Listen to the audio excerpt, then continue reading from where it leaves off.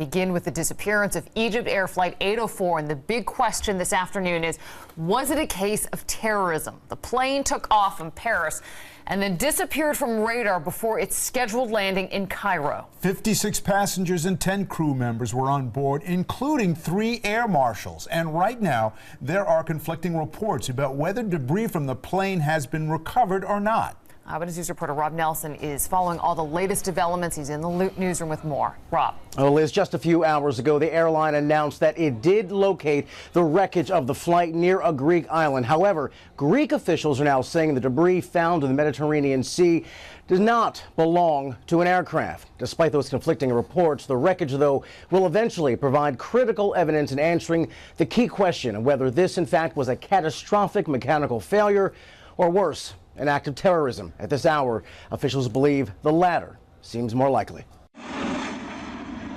EgyptAir Flight 804 took off from Charles de Gaulle Airport in Paris about 11 o'clock local time last night, heading toward Cairo. About 3.5 hours later, the plane disappeared from radar just minutes after its last contact with air traffic control at roughly 37,000 feet. There was never a distress call before the plane plunged into the Mediterranean Sea.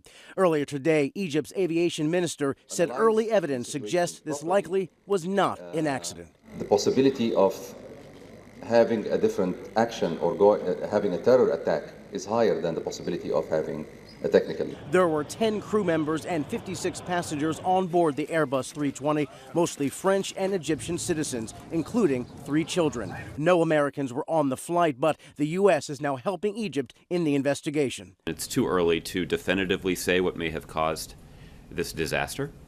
The investigation is underway, and investigators will consider all of the potential factors that could have contributed to the crash. Major U.S. airlines are monitoring the crash, but so far there is no significant impact on American air travel.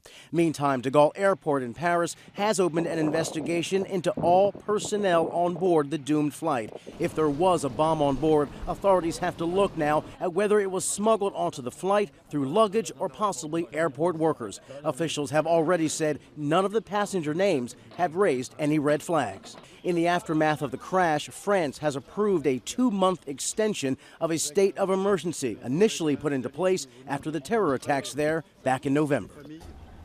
Now, rescue teams now scouring Greek waters are facing some tough weather conditions, but at this point, the search for more debris will go on throughout the night. The wreckage, of course, will offer telltale signs if this, in fact, was some kind of explosion. But at this point, no group has claimed responsibility for the crash.